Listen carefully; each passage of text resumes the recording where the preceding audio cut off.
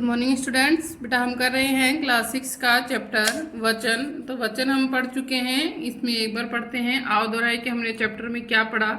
वचन का अर्थ होता है संख्या, संज्ञा, सर्वनाम, विशेषण, क्रिया के जिस रूप से उसकी संख्या का पता चले वह वचन कहलाता है। तो वचन क्या है कि संज्ञा, सर्वनाम, विशेषण या क्रिया के जिस रूप से उसकी संख्या का पता चले वो है वचन।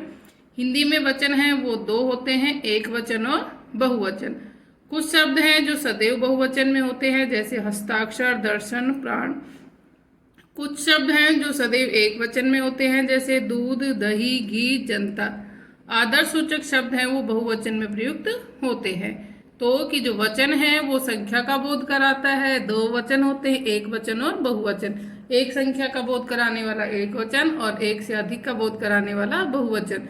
और कुछ शब्द हैं वो सदैव ही बहुवचन में होते हैं, चाहे वो एक वचन हो चाहे बहुवचन। हस्ताक्षर, दर्शन, प्राण।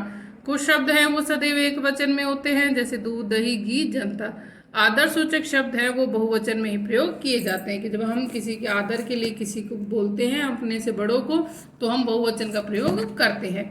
अब है इसके प्रश्न उत्तर। तो प्रश्न में पहला है, वचन किसे कहते हैं, उदाहरण सहित स्पष्ट कीजिए। तो वचन क्या है? अभी हमने पढ़ा कि वचन संज्ञा का वह लक्षण है जो उसके एक या अधिक होने का बोध कराता है। वचन क्या है? संज्ञा का वह लक्षण जो उसके एक या अधिक होने का बोध कराता है। या फिर हम कह सकते हैं कि शब्द के एक या अनेक का बोध कराने वाले शब्द वचन कहलाते हैं, जैसे लड़का, लड़के, पतंग, पतंगे आदि। दूसरा प्रश्न है आपका, वचन के कितने और कौन कौन से भेद होते हैं? प्रत्येक के दो दो उदाहरण दीजिए। तो वचन के कितने भेद हैं? दो भेद हैं। तो उत्तर आएगा आपका कि वचन के हिंदी में दो भेद होते हैं। दो वचन है, एक वचन और बहुवचन। तो दो दो उदाहरण हो गया, जैसे एक वचन में हमने लिखा चूहा और दूसरा उदाहरण है गधा। उसी में बहुवचन हमने उन्हीं के बहुवचन बनाए, चूहे और गधे। नेक्स्ट है आपका थर्ड क्वेश्चन। इसी में निम्नलिखित शब्दों के बहुवचन रूप लिखिए, कि जो शब्द दे रखे उनके बहुवचन रूप हमें लिखने हैं। अध्यापक, तो अध्यापक का जो बहुवचन क्या होगा? अध्यापक वृंत। माला, मालाएं। ऋतु, ऋतुएं। पक्षी, पक्षी वृंत। तकनीक, तकनीकें। डिबिया, डिबियां। गली, गलियां। कुत्ता, कुत्ते। अब है रेखांकित पद का वचन बताइए, कि जिसके नीचे हमने रेखांकित कर रखा है उसका हमें वचन बताना है कि कौन सा है। शपथ पर हस्ताक्षर कर दीजिए। जो हस्ताक्षर शब्द है वो क्या है? बहुवचन की। हमने कहा था ना कुछ शब्द हैं वो हमेशा बहुवचन में प्रयोग होते हैं। तो हस्ताक्षर। यह रंग बिरंगे पौधे दिखाई दे रहे हैं। तो पौधे हो गए, रंग बिरंगे पौधा होता तो एक वचन, पौधे हैं तो बहुवचन। हमें नई तकनीक खोजी है, हमने नई तकनीक खोजी है, तो तकनीक एक वचन, तकनीकी होती तो बहुवचन। ऋषियों ने जड़ी बूटियां खोजी, क्या है? ऋषियों, तो बहुवचन। मनुष्य विकास करता चला गया, मनुष्य क्या आएगा यहाँ पर? एक वचन में। ये जो समूह का बोध कराते हैं वो भी किस में आते हैं बेटा? एक वचन में। अब आगे है, निम्नलिखित वाक्यों को वचन की दृष्टि से शुद्ध करके लिखिए। कि यहाँ पर कुछ जो शब्द दे रखे हैं वो वचन की दृष्टि से अशुद्ध दे रखे, तो हमें उन्हें शुद्ध करना है। जैसे कुत्ता भौंक रहे हैं, तो यहाँ पर रहे हैं, कुत्ता तो क्या है? एक वचन, और इसकी क्रिया क्या हो गई यहाँ पर? बहुवचन। तो क्या होता है, जो व्याकरण की दृष्टि से जो शुद्ध है, कि जो तो हमारी, जैसे हमने बताया कि संज्ञा जो विकारी शब्द है वो क्या करती है, उसमें लिंग वचन कारक के कारण परिवर्तन इसी तरह से आता है। तो यहाँ पर जो करता है अगर एक वचन है तो क्रिया भी कैसी होगी? एक वचन होगी। वरना हम क्या करेंगे कि क्रिया को बहुवचन, कि अगर क्रिया बहुवचन है तो कर्ता भी क्या होगा? बहुवचन है। तो हम यहाँ पर देखो शब्दों को दो तरह से शुद्ध कर सकते हैं। कुत्ता भौंक रहे हैं, हम यहाँ पर कर सकते हैं कि कुत्ते भौंक रहे हैं, या फिर अगर हम क्रिया को नहीं, क्रिया को बदलेंगे तो कुत्ता भौंक रहा है। तो दो तरह से ये वाक्य बन जाएगा। कि इसको दूसरा वाक्य ये भी हो सकता है, कुत्ता भौंक रहा है। ठीक है। तो हमें क्या करना है कि जो करता है और जो क्रिया है वो एक ही वचन में रहेगी, या तो एक वचन में या फिर बहुवचन में। मैं 3 दर्जन केला खरीदा, मैं 3 दर्जन केला खरीदा। तो इसमें क्या गलत है? देखो सबसे पहले तो मैं ही गलत है। इसमें क्या आएगा? मैंने 3 दर्जन केले खरीदे, क्योंकि 3 दर्जन है तो केला थोड़ी आएगा, उसमें बहुवचन है। तो मैंने 3 दर्जन केले खरीदे। नेक्स्ट है, लड़कियां पढ़ रही है, लड़कियां पढ़ रही है। तो यहाँ पर लड़कियां हो गई तो क्या हो गई? हम इसको भी दो तरह से बदल सकते हैं कि एक तो लड़की पढ़ रही है और दूसरा क्या हो जाएगा, लड़कियां पढ़ रही हैं।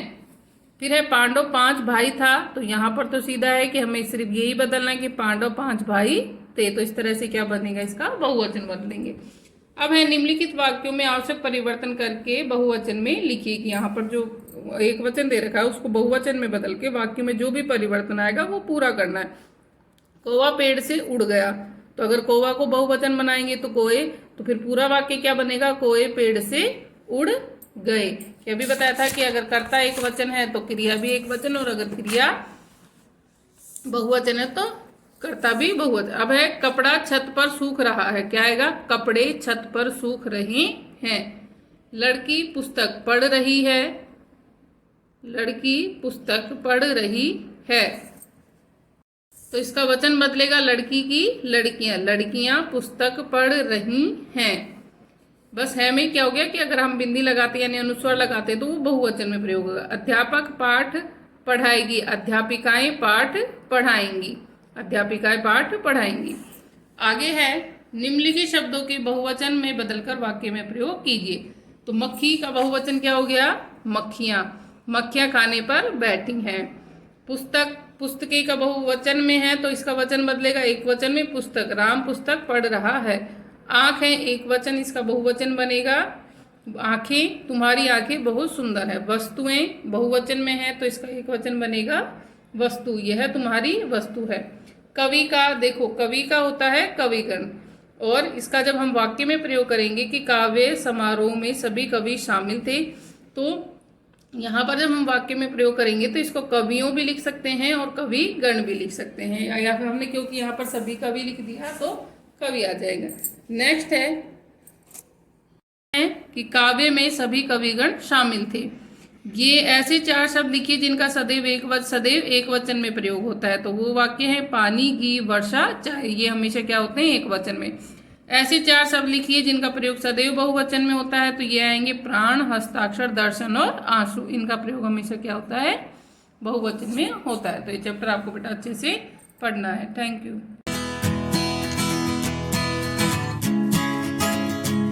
Morning students, welcome to our YouTube classes. This is for class 6. In previous class we have revised our 6th chapter of history, and today we revised our 7th chapter of history named New Ideas and New Religions.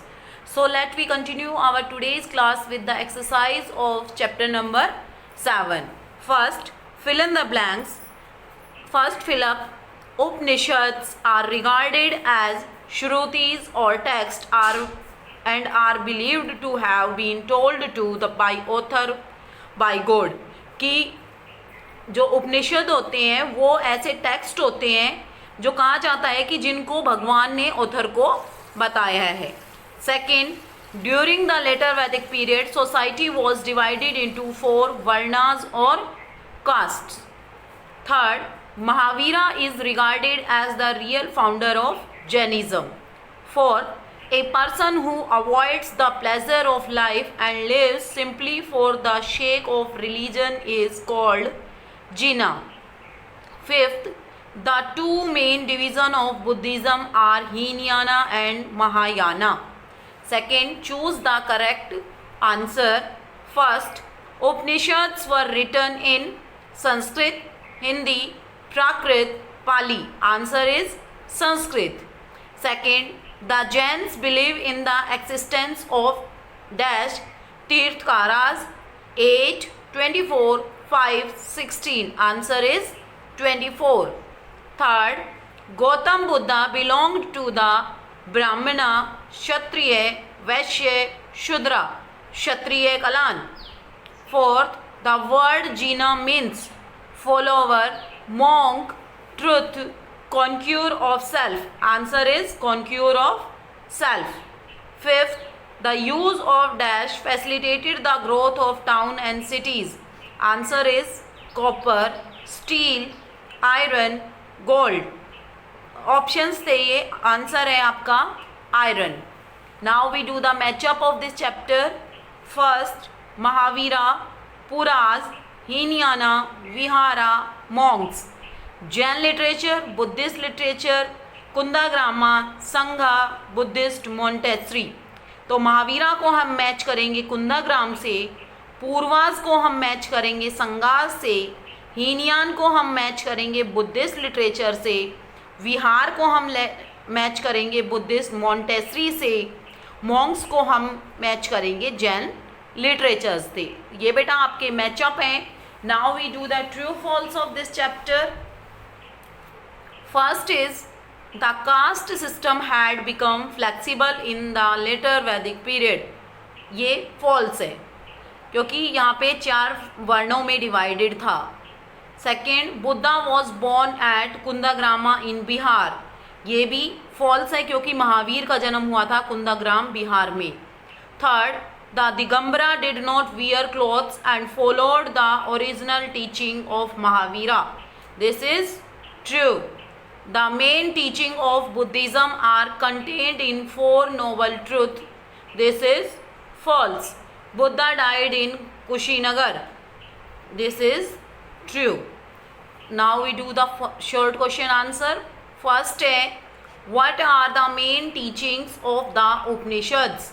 कि उपनिषद के अंदर main teachings क्या हैं? तो proper knowledge, good conduct और right belief, ये उपनिषद की teaching है। Second question is, explain the process of the growth of towns and cities in the later Vedic period. कि लेटर वैदिक पीरियड के अंदर टाउन्स एंड सिटीज़ की क्या ग्रोथ थी, उनका क्या विकास था, ये बताना है। तो surplus in agriculture production is turn led to the development of towns and cities. कि जो एग्रीकल्चर प्रोडक्शन में सरप्लस हुआ उसने शहरों और कस्बों के विकास में एक टर्न लिया। Third question, why was Mahavira called Tirthakara. कि महावीर तीर्थकार क्यों कहलाता था? Mahavira was a person who has achieved enlightenment and show the path to other। कि महावीर एक ऐसे पर्सन थे जिन्होंने ज्ञान को प्राप्त कर लिया था और वो दूसरों को भी पथ दिखा रहे थे ज्ञान के लिए। So he was called Tirthakara. Next, what was the 8-fold path. कि 8-fold पथ क्या है? Right observation, right determination, right speech, right action, right livelihood, right memory and right meditation. These are 8-fold paths। Next question, what are stupas, what were their significance. कि स्तूप क्या हैं और उनकी क्या विशेषताएं हैं? Stupas are semi spherical dome like structures that contain the sacred remain और release of Buddha and other Monks. की स्तूपा वो सेमी स्फेरिकल डोम होते हैं जिनके अंदर मॉन्क या बुद्धा की जो अवशेष होते हैं वो रखे हुए हैं। They were important centres of education and learning. और ये इम्पोर्टेंट सेंटर हैं एजुकेशन एंड लर्निंग के। Now we do the long question answer of this chapter. First long question is, what were the teaching of Mahavira. कि महावीरा की teaching क्या है? Mahavira taught 3 simple things. Mahavir ने 3 simple things बताई जिनको हम 3 ज्वेल्स भी बोलते हैं। Right faith, right knowledge and right behaviours. He also preach non violence और अहिंसा। उन्होंने नॉन वायलेंस और अहिंसा के ऊपर भी बल दिया, उस पर भी भाषण दिए।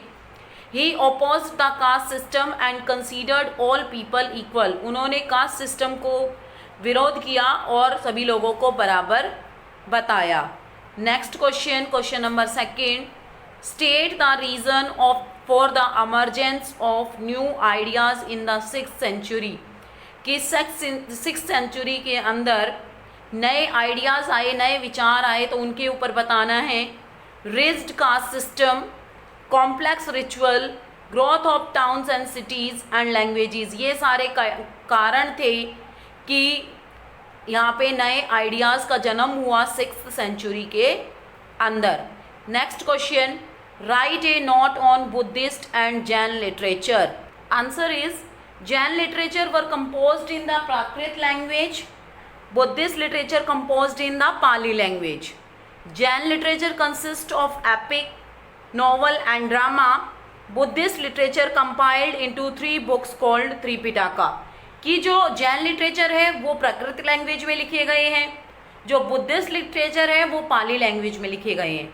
जो जैन लिटरेचर है वो उनके अंदर एपिक नॉवल एंड ड्रामा आते हैं, जबकि जो बुद्धिस्ट लिटरेचर है उनके अंदर 3 बुक्स ऐड की गई हैं जिनको त्रिपिटका बोलते हैं।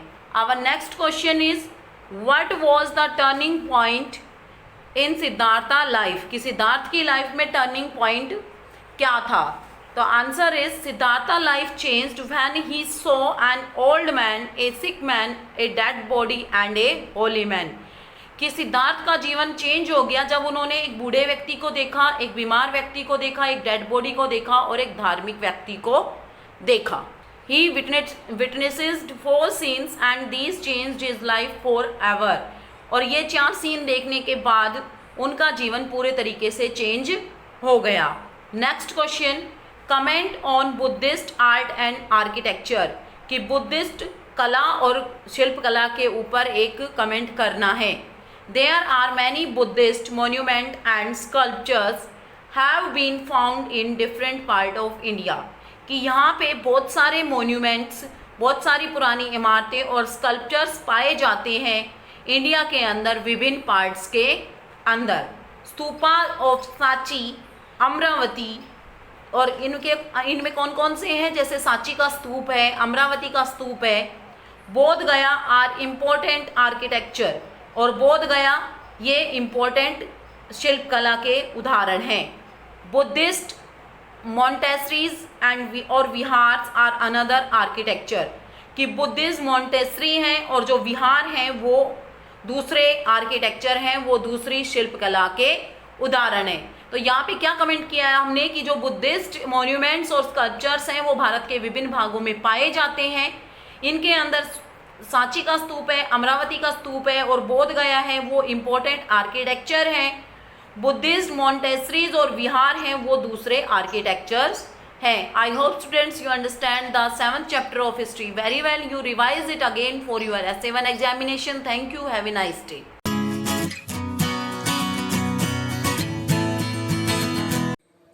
Good morning, 6th class. So let's start our today's maths class. In the previous class, we did questions of about topic board mass. Now move to the next topic of this exercise also. Now what is that? Is Roman numerals. Roman numerals ke these are the symbols that we'll use in this exercise and question.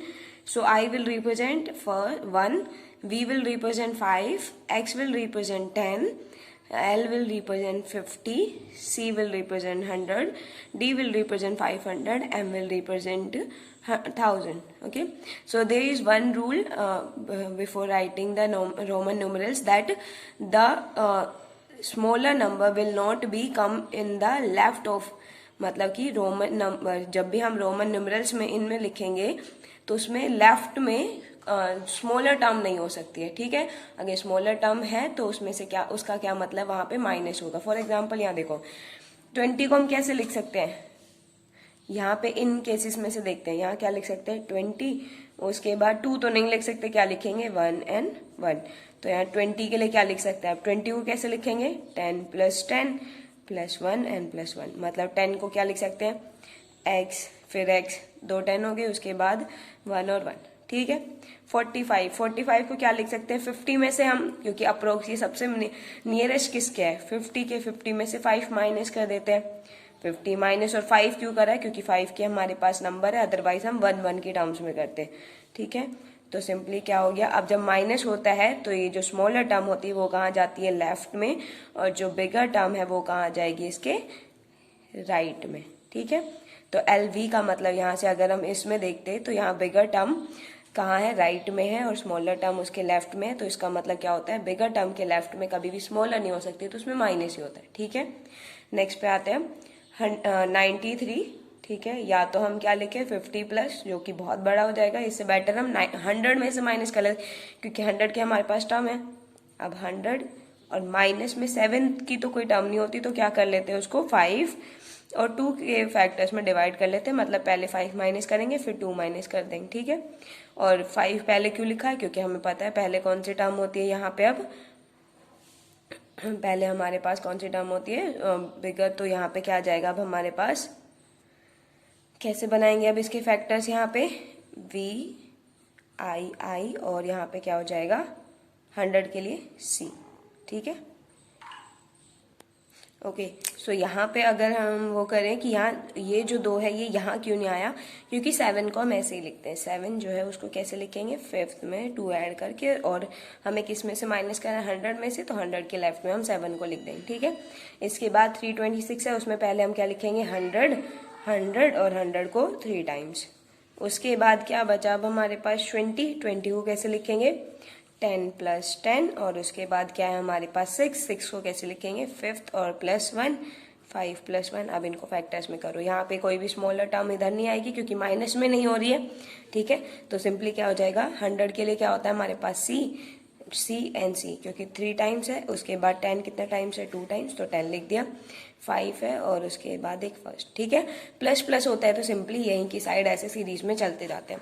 991 है। अब हमें पता है कि 100 के approx, ये नहीं sorry 1000 के अप्रोक्स वैल्यू बन रही है। 1000 के अप्रोक्स कौन सा होता है हमारे पास, 10 तो 1000, और अब इसमें से 1000 में प्लस नहीं हो सकता, हम क्या करेंगे उसमें से माइनस कितना करेंगे अब हम, 9, ठीक है। 9 को कैसे लिख सकते हैं, तो पहले 9 का ही बना लेते हैं। 9 को कैसे लिखेंगे, 10 - 1, जो कि कितना होता है I × X, क्योंकि 10 - 1 है तो I कहाँ आ जाएगा, फर्स्ट जिसके लिए होता है वो कहाँ आएगा, लेफ्ट में, और उसके बाद 10 के लिए X होता है वो कहाँ आएगा, राइट में, ठीक है। अब ये बन गया हमारे पास, तो I X, और 1000 के लिए कितना होता है M, ठीक है। तो ये हमारे पास क्या आ गया, इसका फैक्टर आ गया, मतलब 991 को कैसे लिखेंगे, I X और M।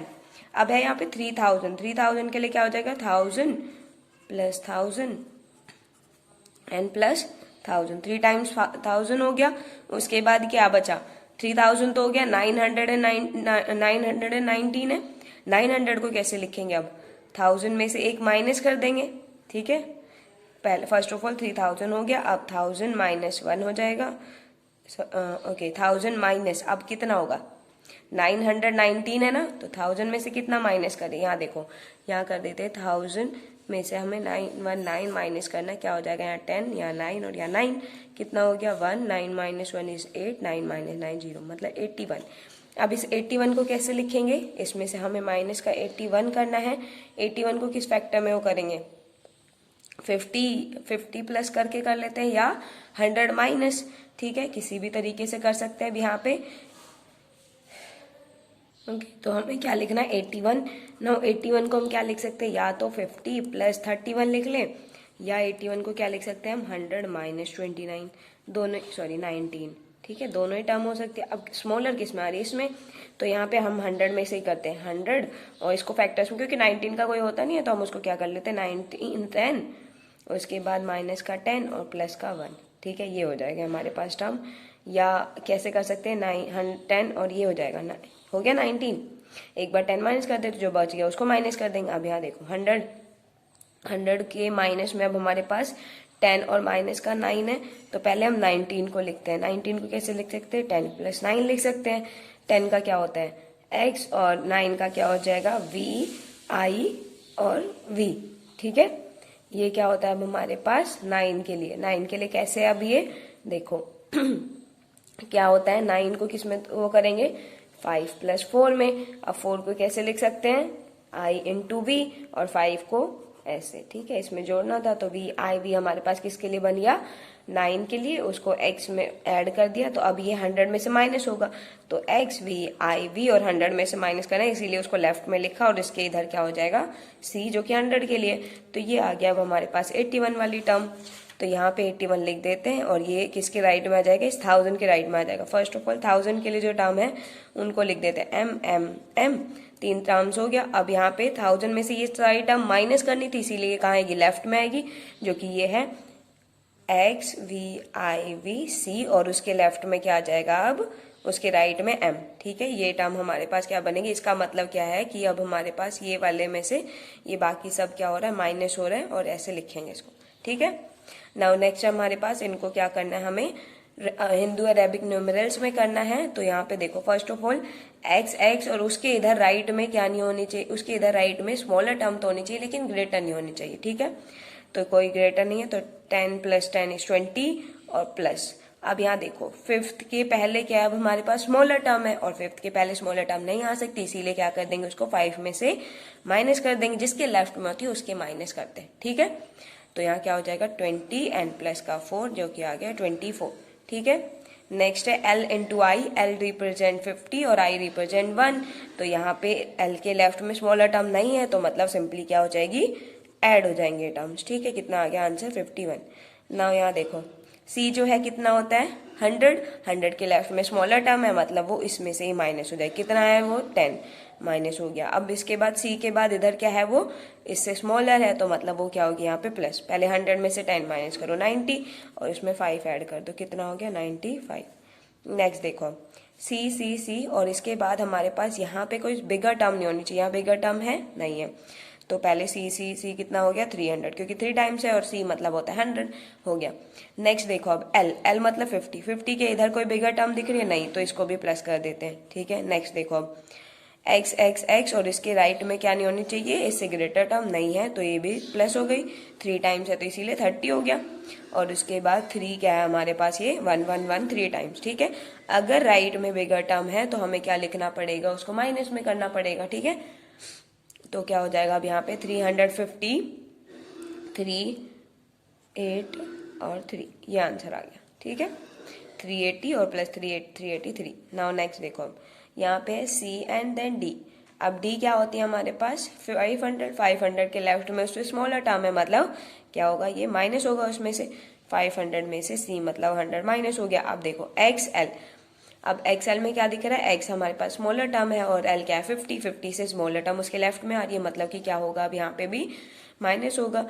तो पहले तो प्लस करेंगे और उसके बाद 50 में से 10 माइनस कर देंगे। ठीक है, उसके बाद आगे देखते हैं L के इधर कोई इससे बिगर टर्म नहीं है, लेकिन X के इधर लेफ्ट में क्या है स्मॉलर टर्म है, तो पहले तो प्लस होगा, 10 में से 1 माइनस होगा। अब यहाँ कितना आ गया, पहले वाले में से माइनस करेंगे तो 400, इसमें से माइनस करेंगे प्लस का 40 और इसमें से करेंगे 9, तो कितना आ गया 449 आंसर आ गया। ठीक है, नेक्स्ट अब हमारे पास M तो सबसे बड़ी टर्म होती है, इसके लेफ्ट में कोई नहीं है, तो सीधा 1000 हो गया। अब उसके आगे जो होगा प्लस होगा, जो भी कुछ होगा। नाउ C और D में क्या, अब हमारे पास D is 500 and C is 100, तो क्या है बिगर वाली टर्म क्या है राइट में है, जो कि हमें नहीं चाहिए, तो क्या कर देंगे 500 में से C माइनस कर देंगे। C होता है 100 के लिए, प्लस आगे आते हैं L और V में क्या, अब L हमारे पास 50 और V 5 पे, मतलब प्लस ही होगा, तो प्लस का 50 एंड प्लस का 5, कितना हो गया अब हमारे पास 1000 में 500 ऐड करो 1500, ओके 1000 और इस पहले ये थी ना टर्म 1000 प्लस में 400, फिर उसके बाद ये कितना था 55, कितना हो जाएगा 1455, ये इसका आंसर आ जाएगा। ठीक है, so students that is all for today. Rest of the question we try in the next class. Thank you, have a nice day.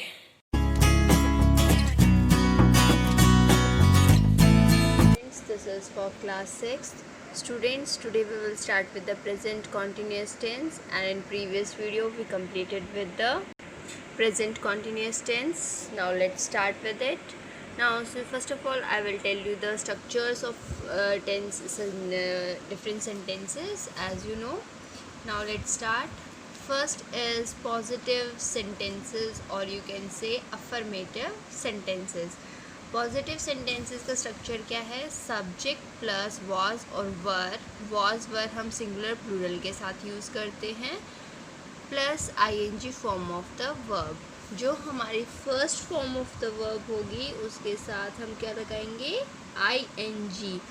Okay, confuse नहीं होना इसके अंदर आपको। Now was is used for singular and were is used for plural. Okay, यहाँ पे आप लिख भी सकते हैं, अगर आप याद नहीं रहेगा तो आप लिख सकते हैं सिंगुलर के साथ आप यूज़ करेंगे वॉज और वर यूज़ करेंगे आप प्लूरल के साथ। Okay students, next is example देखिए, they were laughing at the joker. They is the plural, so we are using here were. It was raining yesterday. It was raining yesterday. It is the singular, so we are using here was. Okay. Next is negative sentences. In negative sentences, structure is same as per the positive sentences. यानी कि same है सब कुछ, बस आपको क्या करना है, इसमें not compulsory है वही पुट करना है। लेकिन इसके अंदर ये भी देख लीजिए शॉर्ट फॉर्म्स भी यूज़ हुई हैं, वॉज नॉट और वर नॉट की। कैसे यूज़ किया है हमने इसको देखिए। Now let's start with it. Negative sentences का स्ट्रक्चर देखिए पहले। सब्जेक्ट प्लस वॉज और were plus not plus ING form of the verb. ING form of the verb means same first form के साथ हमें आईएनजी पुट करना है। Examples देखिए। They were not playing in the garden. Sentence बिल्कुल same है but इसमें हमने क्या पुट कर दिया, नॉट, और नॉट पुट करते ही हमारा सेंटेंस चेंज हो गया, पॉजिटिव से नेगेटिव बन गया। Okay students, next is she was not baking a cake in the evening. इसका मतलब है she was not baking the cake. This is negative sentence by putting not. सिर्फ एक नॉट पुट करने से ही हमारा पूरा सेंटेंस चेंज हो जाता है। नेक्स्ट इज़ देखिए, वॉज नॉट और वर नॉट की शॉर्ट फॉर्म दे यूज़ कर सकते हैं आप इस तरीके से। वॉज नॉट को इस ऐसे लिखेंगे और वर नॉट को ऐसे लिखेंगे। ओके, एन अपोस्ट्रोफी टी और इस तरीके से लिखेंगे। Okay students, next is interrogative sentences. Interrogative sentences में आप क्या करते हैं, आप इंटेरोगेटिव सेंटेंसेस में ऑन द नेक्स्ट पेज हमें स्ट्रक्चर गिवन है।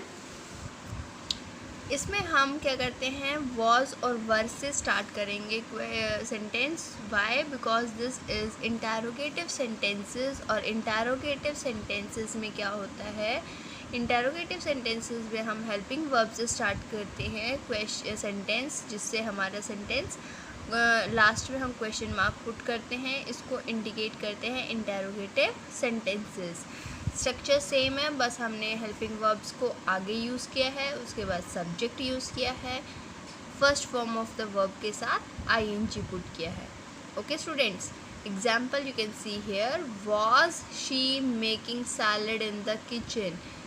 She is here singular, singular है शी हमारे पास यहाँ पे, हमने क्या यूज़ किया है, वॉज। ठीक है, वॉज से हमने क्वेश्चन स्टार्ट किया है क्योंकि वॉज हमारा हेल्पिंग वर्ब है और हम हेल्पिंग वर्ब के साथ क्वेश्चन सेंटेंस स्टार्ट करेंगे।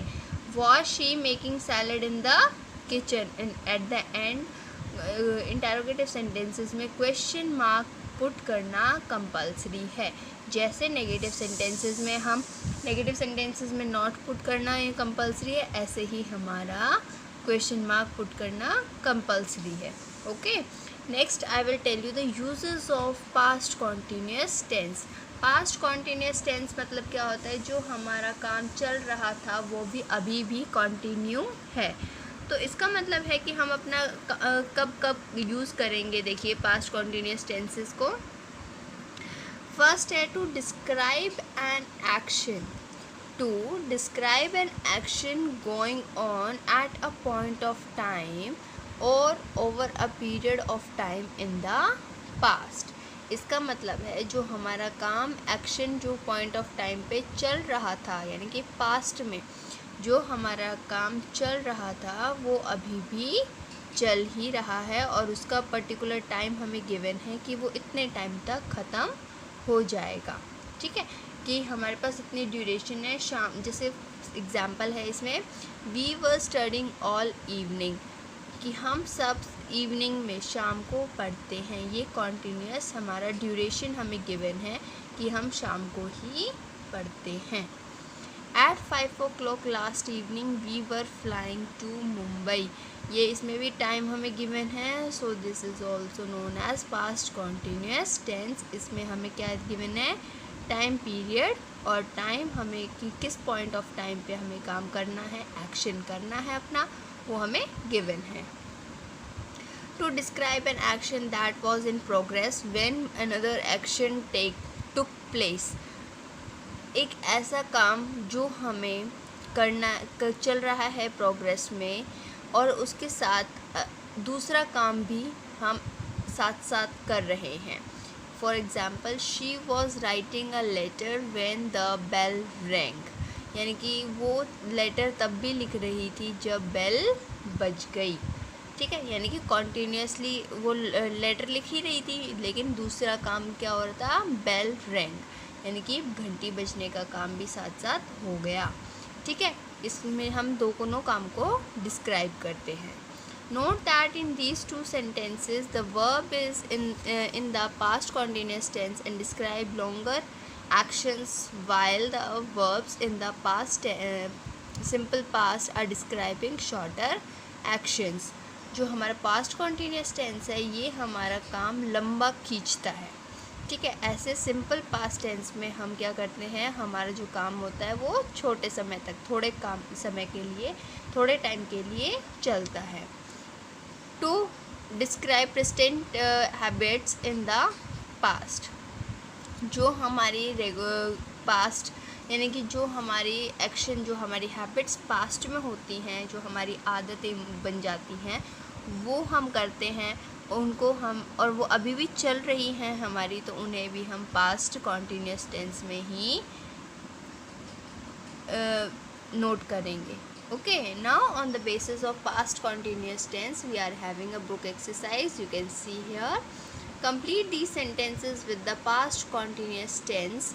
आपको इसमें क्या करना है, आपको इसमें verbs given है ब्रैकेट में, इन verbs को यूज़ करके आपको क्या करना है, इन blanks को fill करना है।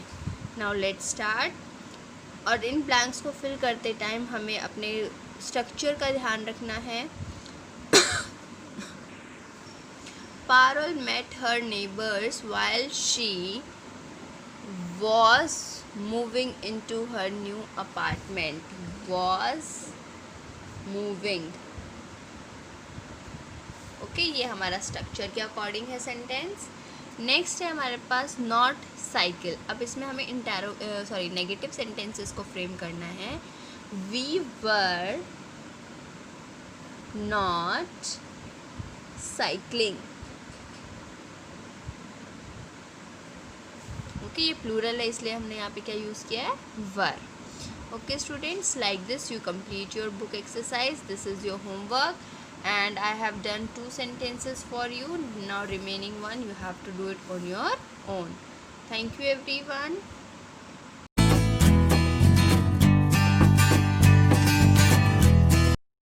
Good morning student, welcome to online class. This is Saroj from MLP International School Rajpura. Student for class 6 we are doing right now chapter number 9. So in this regard continuously let us start the further exercise.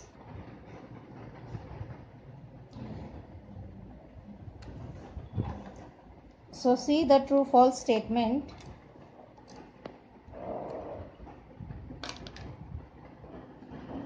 First है Shivaji love people who were brave and courageous, यानी कि शिवाजी उन लोगों को love करते थे जो brave और करेजियस थे। तो ये स्टेटमेंट जो है आपकी ट्रू है। नाउ सेकंड देखिए, Tanaji Malusare was Shivaji's younger brother, यानी कि तानाजी जो है शिवाजी के यंगर ब्रदर थे। तो ये स्टेटमेंट आपकी फॉल्स है। अब थर्ड देखिए, Maulaji was a fearless young man. तो यहाँ पे Maulaji was a fearless young man नहीं है, वो यंग बॉय था, ना कि मैन था। तो ये स्टेटमेंट भी आपकी फॉल्स है। अब नंबर 4 देखिए, Shivaji asked Tanaji Malusare to send some soldiers with Maulaji, यानी कि शिवाजी ने तानाजी मलसूर को कहा कि जो है लड़के के साथ, ये मौलाजी के साथ कुछ जो है सोल्जर सैनिक भेज दो। तो ये स्टेटमेंट भी गलत है, क्योंकि शिवाजी ने जो है उनको किसी के साथ भेजने के लिए नहीं कहा और ना ही उसका एड्रेस लिया कि वो कहाँ रहता है। Number 5, Maulaji's father was a soldier in Subhan Rai's army. तो ये स्टेटमेंट भी आपकी फॉल्स है, क्योंकि मौलाजी के जो फादर थे वो सोल्जर सुभान राय की आर्मी में नहीं बल्कि शिवाजी के आर्मी में था। Number 6, Maulaji never return to the court of Shivaji to face death, यानी कि मौलाजी जो है वो लड़का जो है कभी भी कोर्ट वापस नहीं आया कि अपनी मौत को फेस करने के लिए, क्योंकि उसको मौत की सज़ा सुनाई गई थी। तो ये स्टेटमेंट भी फॉल्स है, क्योंकि उसने अपना कमिटमेंट किया था और he return back to the court. अब नंबर 7 देखिए, Shivaji rewarded Maulaji for his honesty and bravery. Shivaji ने जो है उस मौलाजी लड़के को उसकी जो है ईमानदारी और बहादुरी पर उसको इनाम दिया। तो ये स्टेटमेंट भी ये स्टेटमेंट आपकी ट्रू है। अब देखिए ई का, who said the following and to whom, यानी कि जो आपको ये स्टेटमेंट्स दी हुई है, आपको ये बताना है कि ये स्टेटमेंट जो है किसने कही है और किसको कही है, यानी किसके द्वारा कही है, सेड बाय और सेड टू, किसको कही गई है। तो हम देखते हैं स्टेटमेंट, और ये स्टेटमेंट अकॉर्डिंग टू जो है चैप्टर के ही आपको बतानी है। पहला देखिए, why have you brought him here, तुम इसे यहाँ क्यों लेके आए हो। सेड बाय किसने कहा, शिवाजी, और सेड टू किसको कहा, तानाजी। तो ये जो स्टेटमेंट्स है ये शिवाजी ने तानाजी को कहा है। नंबर सेकंड देखिए, I wanted to kill you, मैं तुम्हें मारना चाहता हूं। ये said by words the boy and said to Shivaji, यानी कि ये जो स्टेटमेंट्स है ये किसने कही है, ये लड़के ने कही है शिवाजी के लिए। अब नंबर 3 देखिए, are you not afraid of death, क्या तुम जो है मरने से नहीं डरते। Said by Shivaji said to the boy, ये जो स्टेटमेंट्स है कि क्या तुम मृत्यु से नहीं डरते, ये स्टेटमेंट शिवाजी ने कहे हैं उस लड़के को जो शिवाजी को मारने के लिए आया था। नाउ 4 देखिए, he should be put to death, इसे जो है मौत की सजा सुनाई जानी चाहिए, इसे मौत के घाट उतार देना चाहिए।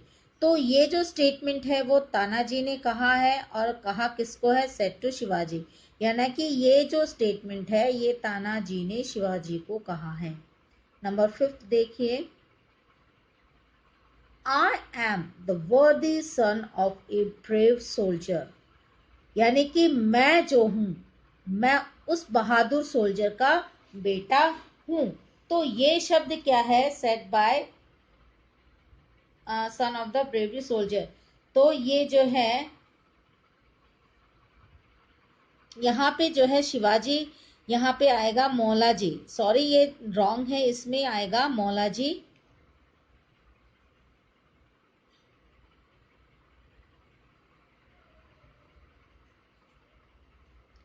और set to Shivaji.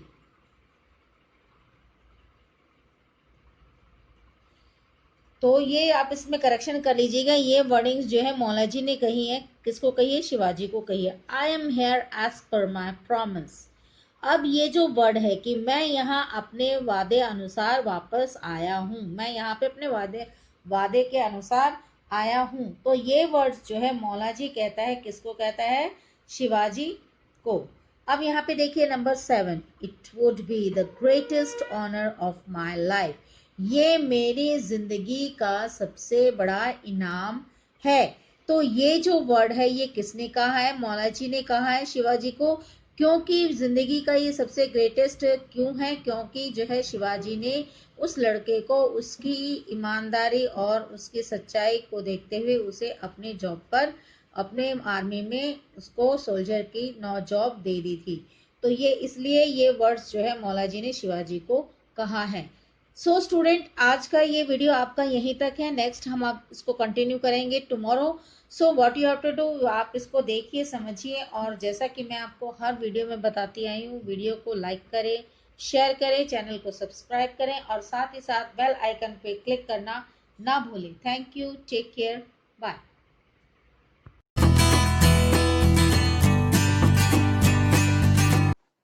Hello student, today's session I Priyanka ma'am revise some daily usage sentences. Student, today's daily usage sentences are here. Our first sentence is my family is small. मेरा परिवार छोटा है. Student, family means होता है परिवार and small means छोटा. My means मेरा. You can easily convert the sentence. Okay. Now next one is she is very pretty. Pretty का मतलब होता है सुंदर, तो वह बहुत सुंदर है. आप यहाँ पे beautiful भी यूज कर सकते थे और pretty भी, दोनों सेम मीनिंग है दोनों वर्ड्स की. Now next one is it's look like a snow. यह बर्फ जैसा दिखता है. look like का मतलब जैसा and snow means बर्फ. It look like snow. Now next one is it's too expensive. Student, expensive का मीनिंग होता है महंगा और टू मीन्स बहुत, तो it's too expensive. Now next one is the power went out, बिजली चली गई। पावर होता है बिजली एंड वेंट मीन्स जाना, तो वेंट आउट चली गई। Now next one is we enjoy skating. Student skating एक गेम होता है जिसमें व्हील स्टैंड होते हैं, उन पे चलना होता है। ओके, हमें स्केटिंग करके मजा आया। We enjoy skating. Today's time every student like that game. Okay, skating. Now next one, where are the kids, बच्चे कहाँ गए। Where are the kids, kids means होता है बच्चे, वेयर मीन्स कहाँ। तो अगर आपको व्हाट, वेयर, हूम इन सब के मीनिंग्स पता है तो आप किसी भी सेंटेंस को इजीली कन्वर्सेशन कर सकते हैं। Okay, now next one, answer my questions, मेरे सवालों के जवाब दो। ओके, समटाइम आप अपना होमवर्क नहीं करते हैं तो टीचर आपको पनिशमेंट देने से पहले आपसे ये क्वेश्चन आस्क करती हैं, क्या आपने होमवर्क क्यों नहीं किया, what's the reason behind that. तो जब आप कुछ नहीं बोलते हैं तो इस तरह के क्वेश्चन टीचर आपसे बोलती हैं, आंसर माय क्वेश्चन, मेरे सवालों के जवाब दो। मीन्स जो मैं आपसे पूछ रही हूँ आप उसके आंसर करो। Now next one is who made this cake, यह केक किसने बनाया। स्टूडेंट आपको सेंटेंस में जो वर्ब होती है वो अकॉर्डिंग टू टेंस यूज करनी है। तो मेक की थर्ड फॉर्म या सेकंड फॉर्म होती है मेड। तो यहाँ पे यूज हुआ है यह केक किसने बनाया, मीन्स केक बन चुका है तो मेड यूज किया हमने सेकंड फॉर्म। इस तरह से आपको प्रॉपर हेल्पिंग वर्ब और वर्ब यूज करनी है सेंटेंस में। Now that are the today student sentences. Now I tell you about worksheet that you have to complete. आपके पास कुछ कैबिनेट मिनिस्टर्स के जो है पोस्ट गिवन है, आपको उनके नेम राइट करने हैं। ये प्रेसिडेंट ऑफ इंडिया, तो आपको इस फिल इन द ब्लैंक्स में फिल करना है उसका name. For example Ramnath Kovind. Okay, इसी तरह prime minister of India.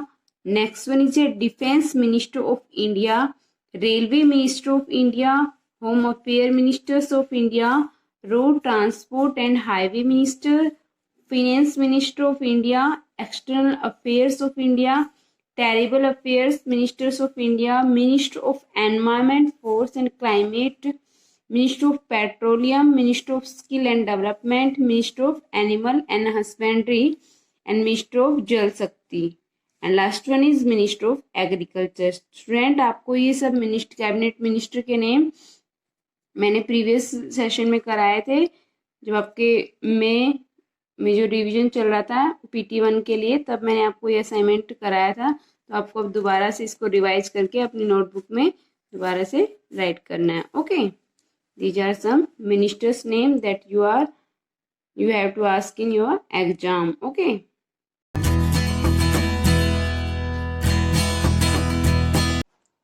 hello student, today's session I Priyanka ma'am teach you some basic questions of computer. So let's start. Student, that is the revision for your S7 exam. Student, today's computer topic is secondary storage device. Student, हमारी जो memory होती है उसमें तो two types की storage होती है, primary और secondary. Here in this video I discuss with you secondary storage devices. These are the name of secondary storage devices that are magnetic tape, hard disk, floppy disk, compact disk, DVD, Blu-ray disk and thumb drive and SD card and micro SD card. Student आप सबने इनके name सुने होंगे, but इनका कई बच्चों को इनको पिक्चर्स का भी नहीं पता कि कैसे दिखती है और ये कहाँ क्या होती है और क्या इनकी स्टोरेज कैपेसिटी होती है। In today's video I tell you in detail about secondary storage devices. Now first one is I want to tell you what is secondary storage devices. Student, secondary storage devices वो devices होती हैं जो data को permanently store करती हैं। Okay, तो primary और secondary में क्या डिफरेंस हो गया। अब जो प्राइमरी डिवाइसेस होती है स्टोरेज की, वो डेटा को कुछ टाइम के लिए स्टोरेज करती हैं, बट जो सेकेंडरी स्टोरेज होती हैं वो डेटा को परमानेंटली स्टोरेज करती है फॉर फ्यूचर यूज, और उसमें डेटा कब डिलीट होता है, जब आप उसको डिलीट करना चाहते हैं। ओके, नाउ ये आपको नेम मैंने अब बता दिए हैं कि ये इनके नेम्स हैं, फ्लॉपी डिस्क, ब्लू रे डिस्क, हार्ड डिस्क, किस तरह से। तो student first one is magnetic tape. This is the picture of magnetic tape, it located inside the CPU. Okay, और ये अर्लियर टाइम में यूज होती थी, टुडे टाइम में थोड़ा कम यूज होती हैं, बट होती क्या है इसके बारे में अभी हम डिस्कस करते हैं। Magnetic tape are suitable for storing devices to store a large amount of data. The tape is in the form of a plastic ribbon which is rolled around a spool. A fine coating of iron oxide is applied on the plastic ribbon. यहाँ पे आप देख रहे हैं कि यहाँ पे magnetic जो टेप है उसमें एक कोटिंग मैग्नेटिक की है और दूसरी प्लास्टिक की है और उसको रोल किया गया है, ठीक है, एक स्पूल पे। तो ये आपको यहाँ बताया गया है। And in order to make its magnetic tape, normally the tape is half inch wide and the length varies from 50 feet to 24 feet, means 2400 feet तक इसकी जो है लेंथ होती है। वो स्टार्टिंग कहाँ से, 50 फीट से स्टार्ट होती है। The tape density is expressed in term of BPI, byte per inch, means इसमें डाटा कैसे मेजरमेंट किया जाता है, बाइट पर इंच, कि एक इंच में कितना डेटा स्टोर होता है। और CPI character per inch. BPI और CPI is the rating of magnetic tape, normally varies in the range of 1600 BPI to 6000 BPI. तो स्टूडेंट इस जो पैराग्राफ में इसमें आपके इन बिटवीन क्वेश्चन बनते हैं वो आपको अपनी नोटबुक में राइट करने हैं। क्वेश्चन नंबर फर्स्ट इस तरह का, व्हाट इज मैग्नेटिक टेप। तो आप इसमें जो फर्स्ट लाइन है वो इसका आंसर कर सकते हैं, जो लार्ज डाटा को स्टोरेज के लिए यूज होती हैं। नाउ नेक्स्ट वन इज, जो इसकी विड्थ होती है वो कितनी होती है और लेंथ अप टू कहाँ तक हो सकती हैं। जो इसमें डेटा की डेंसिटी मीन्स डेटा को किस तरह मेजरमेंट किया जाता है, सीपीआई और बीपीआई बेस पे, और सीपीआई और बीपीआई की फुल फॉर्म। ओके, तो student that is magnetic tape and that is the picture of magnetic tape. Okay, now next one is hard disk. Student, that is the hard disk inside the CPU. That is the picture of जो hard disk है उसकी picture है। ये इसका जो internal part है इसके सब पार्ट में डिवाइड करके बताया गया है। ये भी एक स्टोरेज डिवाइस है, इसमें भी डेटा सर्कुलर मेटेलिक प्लेट्स में कोटेड होती हैं जो आयरन ऑक्साइड होता है। Circular plates are mounted on a common speed line and this pack rotated high speed. ये स्पीड इनकी यहाँ पे राइट की गई है और सेक्टर्स में इनके डेटा जो ये होते हैं इन सेक्टर्स में डिवाइड होते हैं, इनके डेटा को स्टोरेज करते हैं। ओके, जो हार्ड डिस्क का साइज है वो डिफरेंट होता है, जैसे कि 3.5 inches drive open using desktop. जो डेस्कटॉप कंप्यूटर होते हैं उसमें ये होती हैं, और जो लैपटॉप्स वगैरह होते हैं उसमें हार्ड डिस्क का साइज क्या होता है, 2.5 inch drive. Okay, now next one is floppy disk. Floppy disk की ये पिक्चर्स हैं, इस तरह में दिखती हैं फ्लॉपी डिस्क। ये भी सीपीयू के अंदर ही स्टोरेज होती हैं। The floppy disk are available in 3 different size, 8 inch, 5.25 and 3.5 inches. ठीक है, तो ये इनका साइज है। ये भी डेटा को स्टोरेज करने के लिए बहुत ही अच्छी डिवाइस है। ओके, इनकी कैपेसिटी कितनी होती है, स्टोरेज कैपेसिटी 1.44 MB, मीन्स इनकी बहुत कम स्टोरेज कैपेसिटी होती है, इसलिए इनको जनरली कम यूज किया जाता है। Okay, now next one is CD. ये तो आई थिंक सभी बच्चों ने देख रखी होंगी, कॉम्पैक्ट डिस्क, जैसे कि जो मैरिज वगैरह में सीडी बनती है और वैसे भी जो मूवीज वगैरह की सीडी होती है इस तरह में से होती है, और इनका अदर से ड्राइव होता है सीपीयू में जो इनको स्टोरेज करता है। ओके, इनकी में 2 टाइप्स की होती हैं, एक होती है ओनली रिकॉर्डेबल और एक होती है रीड एंड राइटेबल, मीन्स जिसमें डेटा को डिलीट भी किया जा सकता है और अदर डेटा भी सेव किया जा सकता है।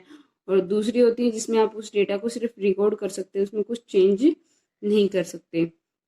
यहाँ पे इनकी कैपेसिटी गिवन है 700 MB तक ये डेटा को स्टोर कर सकती हैं, और इनकी जो कैपेसिटी होती है वो फ्लॉपी डिस्क से ज़्यादा होती हैं। ठीक है, next one is DVD, digital versatile disc. ये डीवीडी होती हैं और आपको ये पिक्चर गिवन है। A DVD superior than CD ROM in term of storage capacity. It's silver coloured disc is a diameter of 4.75 inches. A DVD has capacity storage much more data than CD-ROM. Means ये CD से जो होती हैं much better होती हैं DVD, उनकी capacity storage capacity होती है वो भी ज़्यादा होती है। ठीक है, For example, some software are required to more than one CD. For example, one complete movie may need 2 or 3 CDs for storage, but a DVD is able to resolve the storage problem and by storing a movie into a single disc. आपको यहाँ से जो difference है CD और DVD में वो easily समझ में आ गया कि CD और DVD में क्या डिफरेंस होते हैं. CD होती है उसकी कैपेसिटी कम होती है स्टोरेज की और DVD की ज़्यादा होती है. Okay student, next one is blue रे डिस्क. ब्लू रे डिस्क होती हैं वो CD और DVD से भी ज़्यादा डेटा को स्टोर करते हैं. मीन्स इनकी जो कैपेसिटी होती है वो अप टू 25 GB तक हो सकती हैं, बट इनके लेयर पे डिपेंड होता है. सिंगल लेयर में 25 डेटा आ सकते हैं, डबल लेयर में इनका 50 GB तक आ जाता है. 3 लेयर्स की होती हैं तो ये इसमें 100 GB तक डेटा स्टोरेज कैपेसिटी होती है. ओके नेक्स्ट वन इज है थंब ड्राइव. ये जो है हमने फ्लॉपी डिस्क 3.5 इंचज की यूज की और CD portable data storage device है. बट जो IBM IT कंपनी है IBM, उन्होंने एक न्यू स्टोरेज डिवाइस का डेवलपमेंट किया, दैट इज थंब ड्राइव और फ्लैश ड्राइव भी बोलते हैं. That is the picture of that. ये पेन ड्राइव की तरह दिखती हैं और इसमें भी डेटा को हम स्टोरेज कर सकते हैं और इसकी कैपेसिटी होती है थंब ड्राइव की 32 GB तक इसमें डेटा हम स्टोर कर सकते हैं. Okay next one is SD card. SD card तो सभी बच्चों ने देखा होगा, सिक्योर डिजिटल कार्ड इसकी फुल फॉर्म होती है. इसमें भी डेटा स्टोरेज कैपेसिटी GB में होती है, 2 GB 4 GB इस तरह के. जो मेमोरी कार्ड बोलते हैं उनको SD कार्ड भी बोलते हैं. ये इनकी कैपेसिटी होती है. That is the picture of memory card और SD कार्ड. इसमें 16 GB तक भी डेटा स्टोरेज कैपेसिटी होती है. ठीक है, और that is the pen drive. तो स्टूडेंट, इस वीडियो में मैंने आपको विद पिक्चर समझा दिया है ताकि आपको ये समझ में आए कि CD है, ये DVD है और ये SD कार्ड है, ये कार्ड रीडर है. इस तरह से तो आपको इनको अच्छे से समझना है. ठीक है.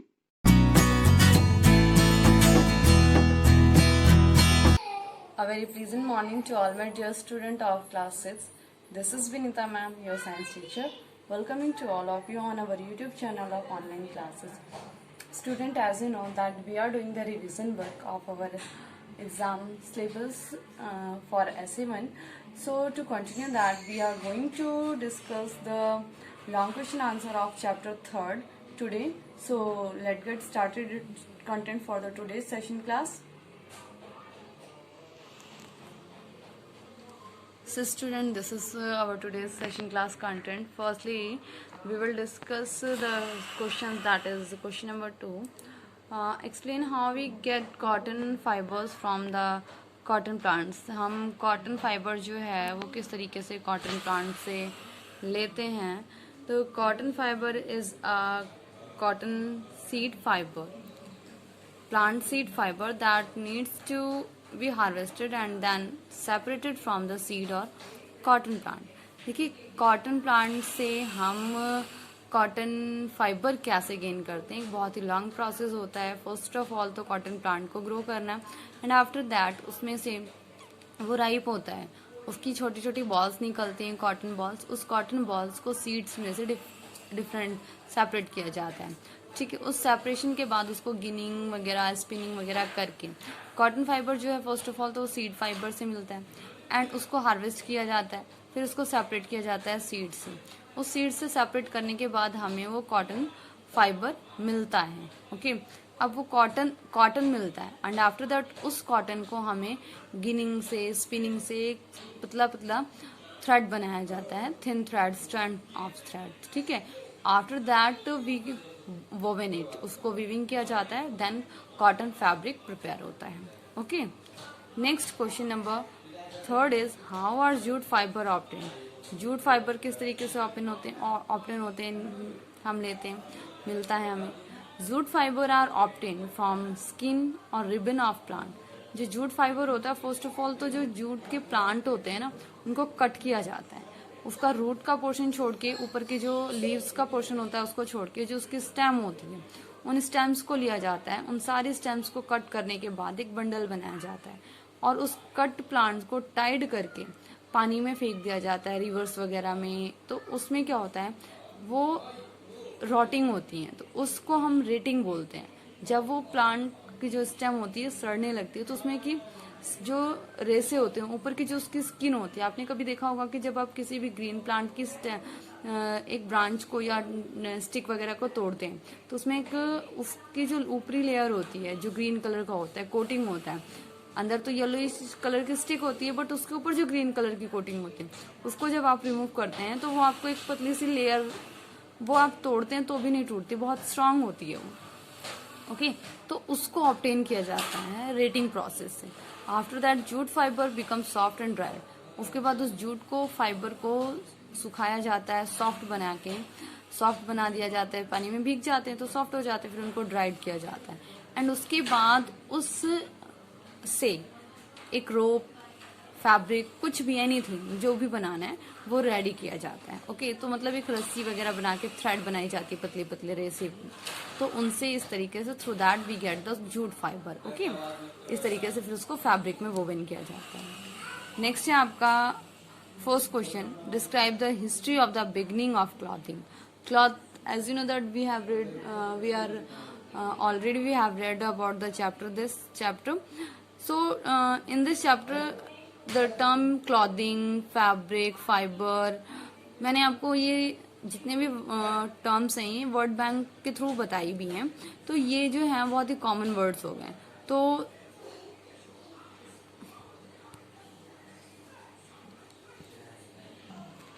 स्टूडेंट क्या होता है, देखिए कि ये जो टर्म है क्लॉथिंग, ये हमारे लिए एक टर्म है, मतलब आप कह सकते हैं कि बहुत इंपॉर्टेंट है हमारी लाइफ के लिए, बट जो अर्ली ह्यूमन बींग्स थे उनके लिए कोई वैल्यू नहीं रखता था, because they don't know to wear the cloth, they don't have the sense to wear the cloth. वो उनके लिए इम्पोर्टेंस नहीं थी, उसकी कोई नीड नहीं था, मतलब उन्हें नहीं लगता था कि इससे भी कुछ बेनिफिट होता है।